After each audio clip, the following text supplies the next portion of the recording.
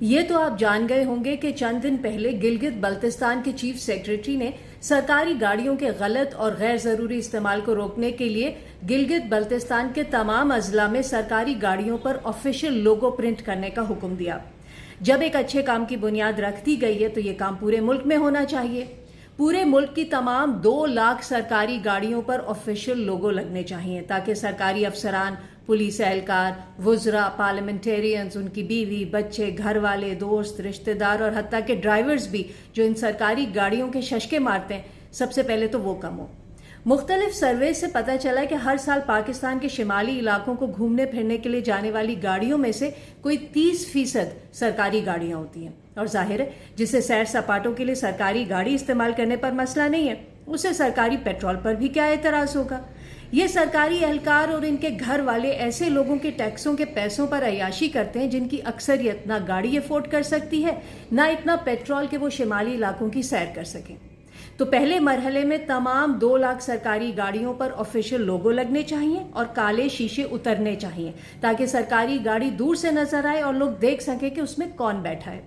دوسرے مرحلے میں سٹیپ بائی سٹیپ 90% سرکاری گاڑیاں واپس لے کر نیلام کر دی جائیں، صرف 10% گاڑیوں کو سرکاری ڈپارٹمنٹس کے پول میں رکھا جائے۔ سمجھ میں نہیں آتا ہر افسر کو گاڑی کی کیا ضرورت ہے، ان لوگوں کو گھر سے دفتر اور واپس گھر جانا ہوتا ہے، سارا دن دفتر میں گزرتا ہے، ایک میز سے دوسری میز تک فائل پیسوں سے جاتی ہے، گاڑی سے نہیں۔ تو جب ملک کا مزدور اپنے خرچے پر سفر کرتا ہے تو عوام کی خدمت پر مامور سرکاری اہلکار کیوں نہیں کر سکتے؟ پوری دنیا میں تو یہی ہوتا ہے، اور ان کی ایفیشنسی دیکھ لیں، ہماری ایفیشنسی دیکھ لیں۔ اور جسے آؤٹ ڈور کا سرکاری کام ہے وہ پول کی گاڑی ریکویزیشن کرے، حساب رہے گا کہ کون کہاں گیا، کتنا پیٹرول خرچ ہوا ہے۔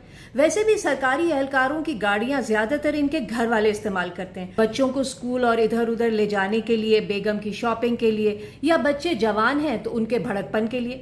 ہری مرچ 2 روپے سستی خریدنے کے لیے 400 روپے کا سرکاری پیٹرول پھونک دیا جاتا ہے۔ بہت محتاط اندازہ بھی لگائیں تو ایک سرکاری گاڑی مہینے میں 200 لیٹر پیٹرول استعمال کرتی ہے۔ 90% سرکاری گاڑیاں ختم کر دیں تو ہر مہینے 3 کروڑ 60 لاکھ لیٹر پیٹرول کی بچت ہوگی۔ فیول کی آج کی قیمت کے حساب سے دیکھیں تو یہ بنتا ہے کوئی 12 ارب روپے ماہانہ۔ اب اسے ڈالر میں کنورٹ آپ خود کر لیں۔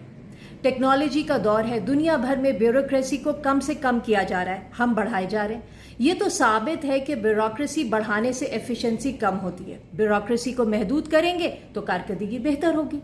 یہ ششکے بازیاں انگریز حکمرانوں نے اپنے لیے رکھی تھی کیونکہ وہ ہمارے حکمران تھے۔